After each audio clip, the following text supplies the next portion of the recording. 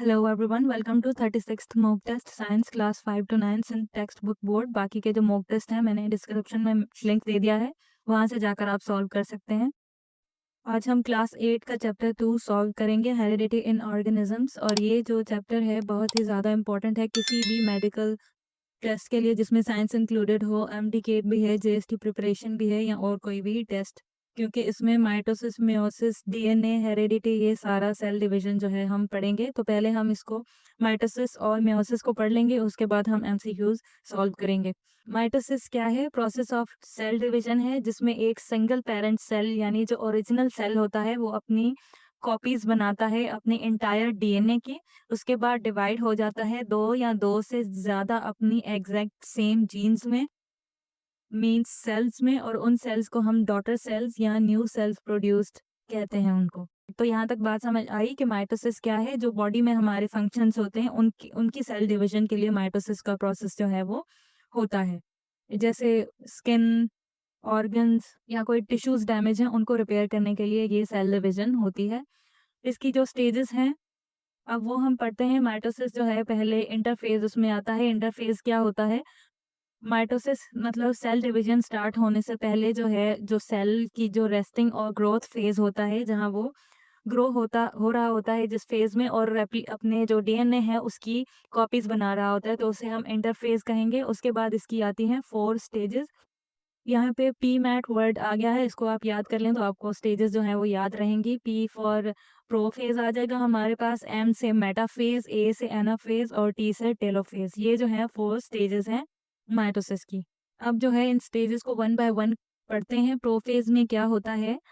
यहाँ पे साथ में मैंने पिक्चर भी लगाई हुई है। क्रोमेटिन, जो क्रोमेटिन क्या है? लॉन्ग और थिन मटेरियल होता है डीएनए का, और जो वो कंडेंस होकर एक वेल डिफाइंड डुप्लीकेटेड क्रोमोसोम्स में जो है चेंज होता है, बनता है। यहाँ पे जैसे लिखा हुआ है एक्स शेप स्ट्रक्चर्स, जैसे आपको पिक्चर में भी नजर आ रही हैं, तो वो क्या है? क्रोमेटिन्स हैं ये, जिसमें जो है डीएनए मटेरियल होता है। ये क्या है? क्रोमोसोम्स हैं। मतलब प्रोफेज में जो क्रोमेटिन होती है, डीएनए लॉन्ग मटेरियल होता है, वो डुप्लीकेट होता है किसमें? एक्स शेप स्ट्रक्चर्स में, जिसमें 2 आइडेंटिकल कॉपीज बनती हैं। और इसी प्रोफेज में मायोटिक स्पिंडल, एक फाइबर लाइक स्ट्रक्चर होता है, वो भी यहाँ पे साइड में नजर आ रहा है, वो बनना स्टार्ट हो जाता है। और जो न्यूक्लियस के अराउंड मेम्ब्रेन होती है, जिसे न्यूक्लियर एनवेलप कहेंगे, वो भी जो है ब्रेक होना स्टार्ट हो जाती है, क्योंकि सेल ने डिवाइड होना है तो ये इसी फेज में ब्रेक होना स्टार्ट हो जाती है। उसके बाद आती है हमारे पास स्टेज 2 मेटाफेज। तो उसमें जो क्रोमोसोम्स जो हैं वो ब्रेक डाउन हुए थे 2 आइडेंटिकल कॉपीज में, वो जो है मेटाफेज प्लेट पे जो है अलाइन होते हैं, एक इमेजिनरी लाइन बनाते हैं, जैसे यहाँ पे आपको नजर भी आ रही होगी। ये एक्स शेप जो है एक जगह अलाइन हो गए हैं। और उसके बाद जो स्पिंडल फाइबर है जो प्रोफेज में बनना स्टार्ट हुई थी, वो जो है अलाइंड क्रोमोसोम्स के साथ जो है अटैच होती है। और जिस चीज से वो अटैच हो रही होती है क्रोमोसोम्स के ऊपर, एक काइनेटो चोर्स जो है, काइनेटोकोर्स जो है, एक प्रोटीन का पैच होता है, उसके साथ जो है स्पिंडल फाइबर्स अटैच होते हैं मेटाफेज में। उसके बाद हमारे पास आ जाता है स्टेज 3 एनाफेज। इसमें क्या होता है? कोहेसन प्रोटीन्स जिसके साथ क्रोमोसोम्स जो है मेटाफेज में अटैच हुए थे, वो क्या होती हैं? डीग्रेड मतलब ब्रेक डाउन होती हैं। और जो 2 आइडेंटिकल कॉपीज थी, मतलब क्रोमेटिड्स थे, उनको जो है ब्रेक डाउन कर देती हैं, अलग अलग कर देती हैं, जैसे यहाँ पे आपको पिक्चर में भी नजर आ रहा है। और जब ब्रेक डाउन हो जाती है तो जो स्पिंडल फाइबर है, स्ट्रक्चर है थ्रेड लाइक, ये भी जो है शॉर्ट हो जाता है, और ऑपोजिट पोल्स के ऊपर दोनों को ये पुल करते हैं। तो ये जो दोनों क्रोमेटिड्स हैं ये दोनों ब्रेक डाउन हो जाते हैं एनाफेज 3 में। उसके बाद आ जाती है हमारे पास लास्ट स्टेज टीलोफेज जिसे हम कहेंगे। तो जो क्रोमोसोम्स ऑलरेडी फेज 3 में एनाफेज में पोल्स के ऊपर जो है अलग अलग हो गए थे, अब वो डीकंडेंस मतलब अनपैक होना स्टार्ट होते हैं इनटू क्रोमेटिन। और उसी के साथ ही एक न्यूक्लियर एनवेलप मतलब जो न्यूक्लियस के अराउंड मेम्ब्रेन होती है, वो भी जो है फॉर्म होना स्टार्ट कर देती है फिर से। तो उसके बाद साइटोकाइनेसिस में जो सेल का साइटोप्लाज्म होता है वो भी डिवाइड होना स्टार्ट हो जाता है, और सेल जो है 2 पार्ट्स, सेपरेट पार्ट्स में, डॉटर सेल्स में डिवाइड हो जाता है। तो ये ऐसे हमारी जो माइटोसिस का प्रोसेस होता है, सेल डिवीजन का प्रोसेस होता है। फिर से रिवाइज करें, पहले जो है डीएनए के एक्स शेप स्ट्रक्चर जो हैं वो उसकी 2 आइडेंटिकल कॉपीज बनती हैं, फिर वो स्पिंडल फाइबर के साथ अटैच होती हैं फेज़ 2 में, और फेज़ 3 में वो स्पिंडल फाइबर्स जो हैं उन शॉर्ट होकर दोनों को ऑपोजिट पोल्स में पुल करती हैं और वो ब्रेक डाउन हो जाते हैं। दोनों डॉटर सेल्स होते हैं जो क्रोमेटिन्स, और उसके बाद वो क्रोमेटिन्स के जो 2 पेयर्स बने थे वो ब्रेक डाउन हो जाते हैं, और फेज़ 4 में वो अनपैक होकर एक न्यूक्लियर एनवेलप बनना स्टार्ट होती है। फिर से साइटोकाइनेसिस के प्रोसेस के बाद न्यू 2 सेल्स जो हैं हमें मिलते हैं। ऐसे जो है माइटोसिस का प्रोसेस होता है। उसके बाद आ जाती है हमारे पास मेयोसिस का प्रोसेस, और ये क्या है, gametogenesis, formation of reproduction cells. ये जो है specialised form of cell division है जो रिड्यूस करती है, मतलब कट करती है क्रोमोसोम्स नंबर बाय हाफ। मतलब इसमें haploid number of daughter of cells होते हैं, सिंगल सेट ऑफ क्रोमोसोम्स होता है इसमें, और ये नॉट आइडेंटिकल, मतलब not the same like haploid, मतलब 2 सेट ऑफ क्रोमोसोम्स जैसा नहीं होता। इसमें गैमेट्स यानी स्पर्म्स या एग्स जो हैं वो फॉर्म होते हैं। इसकी हमारे पास जो है 2 स्टेजेस होती हैं, मेयोसिस 1 जिसे द रिडक्शनल यानी हाफिंग डिवीजन कहेंगे इसमें, क्योंकि हमने पढ़ा क्रोमोसोम्स नंबर जो है हाफ होता है। उसके बाद स्टेज 2 में द इक्वेशनल कॉपिंग डिवीजन होती है, जो क्रोमोसोम्स हाफ बन के जो सेल्स होते हैं, डॉटर सेल्स प्रोड्यूस होते हैं, उनकी फिर ये कॉपिंग डिवीजन होती है। तो पढ़ते हैं मियोसिस के प्रोफेज 1 में, स्टेज 1 में होमोलोगस जो क्रोमोसोम्स होते हैं, मतलब मैचिंग पेयर ऑफ क्रोमोसोम्स जो होते हैं, एक one of from each parent, ये पेयर अप होते हैं, और उस पेयरिंग को हम क्या कहेंगे, साइनेप्सिस कहेंगे। होमोलोगस क्रोमोसोम्स की पेयरिंग को हम साइनेप्सिस कहेंगे। उसके बाद जो क्रोमोसोम्स हैं डीएनए के पीसेस को स्वैप करते हैं और न्यू कॉम्बिनेशन ऑफ जीन्स जो है वो क्रिएट होते हैं, और जहाँ पे ये क्रॉस का प्रोसेस होता है उसे हम क्या मिस्टा कहते हैं। फिर आता है हमारे पास सेकंड स्टेज मेयोसिस 1 की, मेटाफेज 1, जो पेयर्ड होमोलोगस क्रोमोसोम्स थे जिन्हें हम टेट्राड्स भी कहेंगे, रैंडमली अलाइन होते हैं मेटाफेज प्लेट पे, और ये जो है इंडिपेंडेंट असॉर्टमेंट होती है। फिर आता है हमारे पास स्टेज 3 एनाफेज, जिसमें जो होमोलोगस क्रोमोसोम्स होते हैं एक दूसरे से पुल्ड अपार्ट होते हैं टू ऑपोजिट पोल्स, और ये देखा यहाँ पे 2 डिफरेंट पेयर जो हैं एनाफेज में बन गए हैं क्रोमोसोम्स के। फिर आता है हमारे पास फेज़ 4 टेलोफेज़ 1 एंड साइटोकाइनेसिस, जिसमें जो है सेल डिवाइड हो जाता है, पेरेंट सेल डिवाइड हो जाता है इनटू 2 डॉटर सेल्स, और ईच सेल के पास एक unique mix of duplicated chromosomes होता है, जिसे हम एक्स शेप्ड कहेंगे। फिर साइटोकाइनेसिस प्रोसेस में जो साइटोप्लाज्म की डिवीजन होती है और न्यू सेल हमारे पास 2 आ जाते हैं, तो इसे यहाँ पे जो है स्टेज 1 ऑफ मेयोसिस कंप्लीट होती है। स्टेज 2 में फिर वही फेज़ रिपीट हो, मेयोसिस के स्टेज 1 में जो 2 सेल्स जो हैं वो प्रोड्यूस हुए थे, फिर वो उसी साइकिल में, डिवीजन साइकिल में जो है फिर से वही सारा चलता है। प्रोफेज़ 2 में वो दोनों सेल्स जो हैं क्रोमेटिन्स के फिर से पेयर बनाते हैं, और मेटाफेज़ में वही पेयर्स जो हैं एक दूसरे से अलाइन होते हैं। एनाफेज़ में फिर वो दोनों सेल्स जो हैं वो क्रोमेटिन्स जो हैं अपने ऑपोजिट पोल्स पे पुल होते हैं, और फिर टेलोफेज़ में वो दोनों सेल्स डिवाइड होकर दो दो दो न्यू डॉटर सेल्स जो हैं प्रोड्यूस करते हैं। तो यहाँ पे ऐसे ही मेयोसिस 2 का जो प्रोसेस है वो भी कंप्लीट होता है।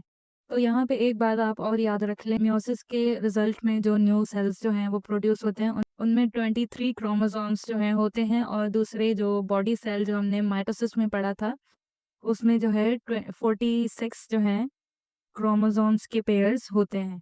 ये मेनली डिफरेंस है माइटोसिस और मेयोसिस में। तो ये था हमारा माइटोसिस और मेयोसिस, मैंने थोड़ा-सा एक्सप्लेन कर दिया है। आई होप आपको समझ आया होगा। तो अब हम अपने जो क्वेश्चंस हैं उनको सॉल्व करना स्टार्ट करते हैं। क्वेश्चन 1 है, what is the primary purpose of the mitosis in multicellular organisms? Right option is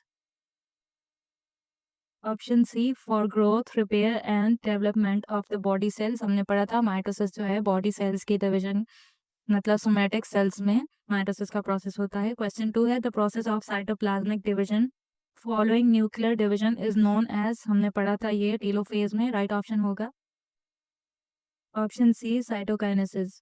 cytoplasmic division को हम क्या कहेंगे? साइटोकाइनेसिस। और न्यूक्लियर डिवीजन को हम कहते हैं कैरियोकाइनेसिस, ऑप्शन जो 1 है। क्वेश्चन 3 है, during which phase of the cell cycle are the chromosomes duplicated? Right option होगा ऑप्शन डी इंटरफेज हमने पढ़ा था, ये माइटोसिस से पहले स्टार्ट होता है जहाँ पे सेल जो है ग्रो हो रहा होता है और अपने जो क्रोमोसोम्स हैं उनको डुप्लीकेट करता है, डीएनए को डुप्लीकेट करता है। क्वेश्चन 4 है a cell with a diploid number of 12 chromosomes undergoes mitosis. How many chromosomes will each daughter cell have? Right option is option B 12। क्योंकि हमने पढ़ा था माइटोसिस जो है प्रोड्यूस करता है अपने आइडेंटिकल डॉटर सेल्स, जैसा वो खुद सेल होगा वैसा ही वो प्रोड्यूस करेगा। तो उसमें अगर पेरेंट सेल में 12 क्रोमोसोम्स हैं डिप्लॉयड हैं तो इसमें भी 12 ही होंगे। क्वेश्चन 5 है which of the following is a key difference between meiosis and mitosis? Right option होगा option C daughter cells from meiosis are haploid while from mitosis they are diploid. ये main difference है, हमने पढ़ा था।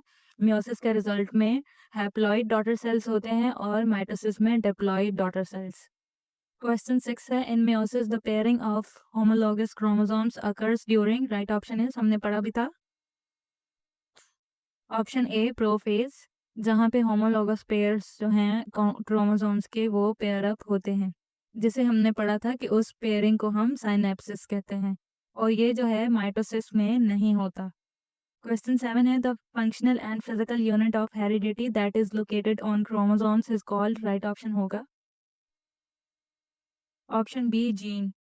Jeans क्या है? Functional and physical unit of heredity है जो लोकेटेड होते हैं क्रोमोसोम्स के ऊपर। और जीन्स को अगर हम पढ़ें तो ये इसको कहेंगे कि ये डिस्टिंक्ट सीक्वेंस ऑफ न्यूक्लियोटाइड्स होते हैं और ये रिस्पॉन्सिबल होते हैं expression of the characteristics. Question 8 है chemically a chromosome consist of? Right option होगा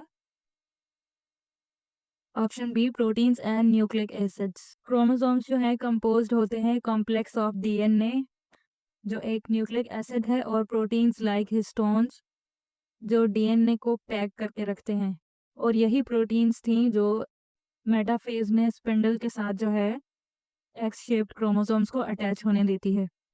क्वेश्चन 9 है the scientist who first propose the double helix model of DNA were? Right option होगा option B Watson and Crick. James Watson और Francis Crick ये इनके complete names हैं। इन्होंने जो है पहली बार प्रपोज किया था double helix model of the DNA structure, और ये 1953 में इन्होंने किया था डिस्कवर प्रपोज। क्वेश्चन 10 है which of the following is not a component of a DNA nucleotide? Right option होगा ऑप्शन सी राइबोज शुगर, क्योंकि डीएनए कंटेन करता है डीऑक्सीराइबोज शुगर, और जो राइबोज शुगर होती है ये आरएनए न्यूक्लियोटाइड्स में फाइंड की जाती है। अभी तक आपको वीडियो अच्छी लगी हो तो वीडियो को लाइक करिएगा, चैनल को सब्सक्राइब करिएगा। आगे हम बहुत से इंपॉर्टेंट क्वेश्चन सॉल्व करेंगे तो इसको अपने कंप्लीट देखना है। क्वेश्चन 11 है structure of DNA is best described as? Right option होगा ऑप्शन सी डबल हेलिक्स, क्योंकि डीएनए का जो मॉलिक्यूल है कंपोज्ड होता है two strands means two strips कह लें आप, जो विंड अराउंड होती हैं एक दूसरे के, जैसा यहाँ पे मैंने पिक्चर भी दी हुई है, ये आपस में ऐसा लग ट्विस्टेड लैडर है जो डबल हेलिक्स जिसे हम कहेंगे फॉर्म करती है। ये जो ट्विस्टेड लैडर है इसमें दो स्ट्रिप्स हैं, दो लाइंस आप कह लें, तो ये जो है डबल हेलिक्स स्ट्रक्चर डीएनए का फॉर्म करती हैं। क्वेश्चन 12 है the process by which characteristics are passed from parents to offsprings is called? Right option होगा ऑप्शन बी हेरिडिटी। तो यहाँ पे हमें डेफिनेशन भी पता चल गई हेरिडिटी की कि transmission of genetic traits from one generation to the next is called heredity. Question 13 है which of the following is an example of a hereditary characteristic? Right option होगा option C eye colour. Eye colour जो है ये determine होता है by the genes inherited from the one's parents, और ये जो बाकी के ऑप्शंस हैं स्कॉर्स या लैंड स्किल्स ये सारे जो हैं बर्थ के बाद एक्वायर किए जाते हैं, इनहेरिटेड नहीं होते। क्वेश्चन 14 है in humans gametes means sperms and eggs are? Right option होगा option B haploid cells produced by meiosis. हमने पढ़ा था मेयोसिस जो है हैप्लॉइड सेल्स से ही प्रोड्यूस करता है। क्वेश्चन 15 है the first cell of a new organism formed by the fusion of sperm and egg is called? Right option होगा ऑप्शन बी जाइगोट। जब स्पर्म और एग की फ्यूजन होती है तो जो ऑर्गेनिज्म बनता है सेल का उसे हम जाइगोट कहते हैं। और ये डिप्लॉइड सेल बनता है वो कैसे, जब स्पर्म जो है, स्पर्म और एग्स ये दोनों जो हैं हैप्लॉइड होते हैं, इनमें 23 क्रोमोसोम्स होते हैं, जब इनकी फ्यूजन होती है तो 46 हो जाते हैं, 2 पेयर्स ऑफ क्रोमोसोम्स बन जाते हैं, तो ये डिप्लॉइड होता है ज़ायगोट। क्वेश्चन 46 है, why do children often resemble their parents? Right option होगा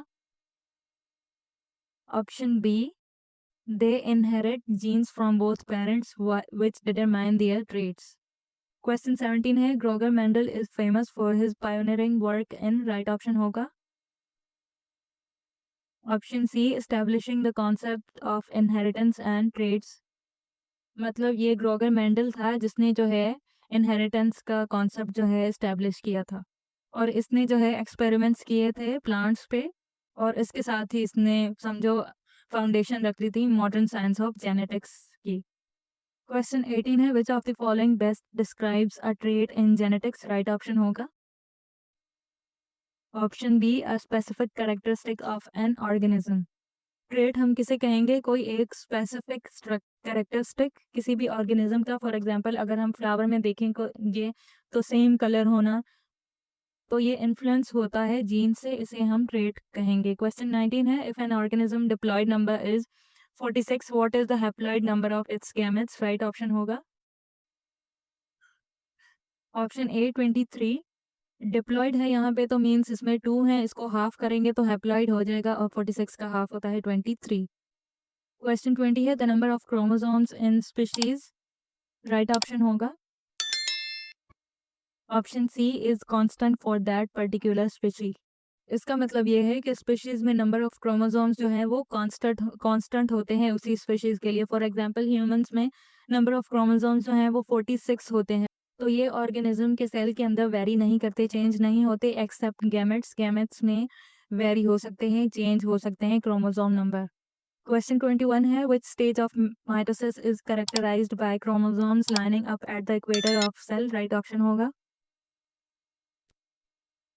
ऑप्शन बी, मेटाफेज। हमने पढ़ा था मेटाफेज में जो है क्रोमोसोम्स जो हैं एक इमेजिनरी लाइन बना लेते हैं और स्पाइंडल फाइबर्स के साथ अटैच होते हैं। क्वेश्चन 22 है, the division of the nucleus is called? Right option होगा ऑप्शन सी, कैरियोकाइनेसिस।